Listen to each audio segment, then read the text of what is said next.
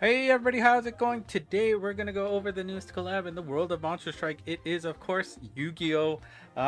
Yu-Gi-Oh! Is definitely something I played as a kid. Have not played it recently, so don't really know anything except for what I've seen on YouTube. I do see watch a few YouTubers talk about stuff like the ban lists and like introducing the game to like non-Yu-Gi-Oh players. So essentially, I'm not a Yu-Gi-Oh player anymore, but I enjoy a lot of it. And of course, obviously, I know the very first season, so Volume One I actually knew a lot of, and I was excited back then. Unfortunately, the newest uh, characters I really don't know anything about. I haven't really watched the anime after the first season. I don't know how you actually break it down in the whole Yu-Gi-Oh saga series, whatever you want to call it. But without further ado, let's talk about Monster Strike and the things going on there. Um, we've got Yusei, Judai, and Yugi. I think they're like the main characters of each season or storyline, I guess. And we've got their respective monsters. If you don't know how it works, the monsters that they I guess use are going to be the actual characters you see in game, which is actually a cool gimmick. Probably one of the first that they did in Monster Strike. That kind of like alternative usage, alternative monsters versus their actual character. It makes their name pretty long though. So anyways, Yusei, Judai, Yugi are 6 stars, and our 5 stars is Aki and Asuka. And since I'm a little bit late already, we already have the rate ups active, so they'll just rotate through the 3 characters. So if there's one you really want, or you've got 2 and you want to chase after the last one, just wait for that particular day to come up. Now let's check out the characters, and they are very, very strong in terms of ranking. They all have good uses right now in pretty difficult areas so that they can shine. Yusei and Stardust Dragon has a 9.0 on game width, speed power up, and increase all power of friendly units and gives them barrier. After done moving, a special attack to the first hit enemy. And you can see the buffs here. Pretty good numbers overall. 20% attack with 9x speed on the first gear, 50% bonus, and 11x speed on the second gear. The friendly buff is 50% boost to all touch friendly units, and they get 2 actions with that boost. For the second gear, you get 80% boost with 3 actions, which is pretty darn nice. And then, of course, the special attack. It is a good, raw value of 18x the attack stat and 24 on the second gear. These are indirect damage. And if you're not sure what that means, don't worry about it too much. But some boss stages, or I guess quests in general, require you to actually hit that monster to do damage. This is actually not going to do that. It's indirect, like kind of like a big special laser-ish you can think of, right? But on top of that, there is percentage damage, which is interesting because it's a combination of the remaining HP and the max HP of that monster. So if you want to maximize your damage to the enemy, you want to use it at the start of the stage when it has full health, right? Because then you'll get the full 25.2% on the first gear or 36% on the second gear. Of course, that means the lower their HPR is at the moment you use your strike shot, the less amount of damage you will do percentage-wise. Now, notably, Yusei is going to be really good for Aramitama, and I believe Bidimisk people threw around too. But I think Aramitama is going to be a great place if you do not have a Sawaro in that stage. You can utilize him to help out. I don't know if it'll completely replace him, but I think depending on the way these two play, you can figure out which one you like better. Now, second monster, we have Judai and Element Hero Neos as our second character. And his strike shot is speed power up and special attack that guarantees to hit the boss after done moving. So you can just do whatever you want. He also has a 9.0 because he is quite... Oh, sorry, this guy is beating me. I apologize. 9.0. That's pretty strong. 17 plus 8 for his strike shot. Self buff is 50% and 10x speed. Second gear, 8x, 80% boost, and not 8x, 80% boost and 12x speed. Follow up here is also percentage. This is from the max HP, 14%, as well as an 8.2x attack. But this attack is direct damage, and so that's pretty significant.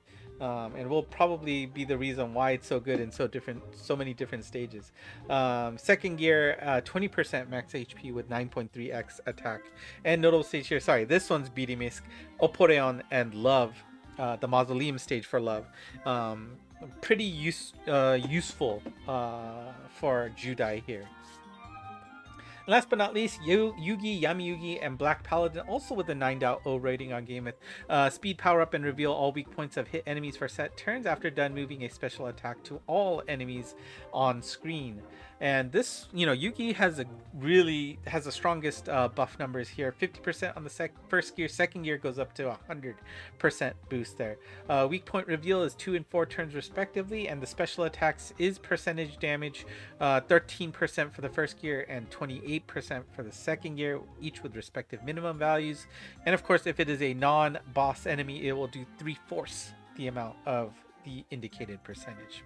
And Yugi is going to be good in Peg Wheel here, and obviously his strike shot revealing all weak points is going to be very, very helpful in making your life a lot easier in clearing that stage. So all three monsters have a 9.0 rating, which is not usually the case. Usually we have a dud here, but everybody here on the second volume is pretty darn strong. In addition to that, the 4 5-star monsters are also really strong with 8.0 ratings. I would highly recommend getting at least one copy, if not two of these, in your box. And if you are on the fence of getting them to 90 luck, these two characters do seem very solid. I think Aki has the Cross Stinger and Asuka had the the Strike Shot Reducer bombs. I could have them mixed up. But both of them really solid monsters that you're going to want in your box. So don't miss out on that. And of course, Volume 1 is back as well. So if you missed out the first time, which may be a lot of you, right? It was almost 7 years ago we had the first Yu-Gi-Oh appearance. And so if you want to pull on those, you have Jonoichi, which of course Joey in the English version, Kaiba and Yami Yugi are available as your 6 stars, and of course Anzu and Kujaku, Tea and Mai respectively are also available as your 4 5-star monsters, although they're not on the gacha screen, unfortunately. Do note that Volume 1 never has any rate up characters, so you cannot wait for these individual ones to get some rate ups. You're just gonna have to deal with the pool and hope for the best here. Now we're going to go through these characters fairly quickly. Jonoichi is a 8.0 speed power up special attack that guarantees to hit the boss weak point, which is nice. But, I don't know. His skill set, unfortunately, I'm not sure he has anywhere to really shine anywhere. But, I mean, the numbers are all right. 50% boost. 100% boost on the buff, and then the follow-up attack is 8x and 12.5x. So I think the strike shot is really solid, but the skill set might leave a little more to desire. And he is usable in Sciatra, a Gozetsu stage, but I don't think he is definitely outclassed by the limited monster that is good there. I think was it Monte, or I don't know, but there's definitely a limited monster that's really gonna be much better, unfortunately. So Kaiba here is 8.5 on Game With. He has a bash special attack, which means the first enemy he hits, that's where he's going to have Obelisk the Tormentor unleash its damage. Now this wasn't in the strike shot description, so it's kind of like a hidden mechanic here, but you do gain more power based on the number of friendly units you hit before you hit a enemy monster. So you're gonna need a really open screen to be able to maximize Kaiba here. But you see there's no buff at all, but that special attack is on the first gear. It starts out at 8% and you gain 24 units for each friendly hit. On the second gear it starts at 12 and you gain 0.52 for each friendly unit hit. So you can get up to 17%, which it's all right. It's gonna be hard to get that 17 as well, so yeah, I don't know, but he is going to be good in Mamagoashi, another Gozetsu stage, and Miliad, the EX stage, if you so wish. And last but not least, we have Yami, Yugi, and Slifer, the Sky Dragon, also known as Osiris in the Japanese version. Strike Shot is speed power up and a special attack that guarantees to hit the boss after done moving. Self buff is 80% and 20%. Again, these are really high just in general, so that's good to see. And then the follow-up is like a special laser beam that does 20 hits, and then the first gear it's 1.1% per hit, and second gear it's 1.4%, giving you a total of 22 and 28% respectively. And honestly, there isn't really anything right now that's good for Yami Yugi, but in the future it's definitely possible that he can shine, so maybe something to look at in the future for Yami Yugi here. And then, of course, if you're interested in paying up some money for a special character, you've got Jack and the Red Demon's Dragon here with an 8.0 rating on GameWith.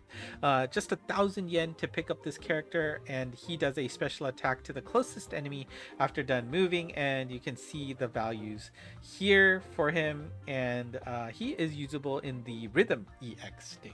So, Rhythm is actually very useful in the Mausoleum as well. So if you are short on monsters, I am using Rhythm right now because I have no other. I don't have Shiba Show. Anyways, here's your event quest. Make sure you play those. Remember the direct drop quest, no max looks needed. 7 drops each day, so don't miss out on clearing it. And of course, when you play co-op, you get a higher chance of getting 3 additional drops as well. For the rest of the stages, make sure you check out the calendar and use your time wisely. Chokyu Kyoku quest, we have Antimony here and TG Blade Blaster, or Gunner. Japanese version uses Gunner, English version uses Blaster, I guess.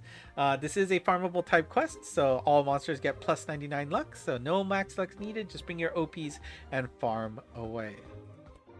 And hopefully you have not been missing out on the collab missions. You get 1 per day, and there really is no catch-up mechanic, so make sure you don't miss out on that. However, each mission is different per player, so I don't have... Actually, it might be on GameWith right now. I totally forgot about that.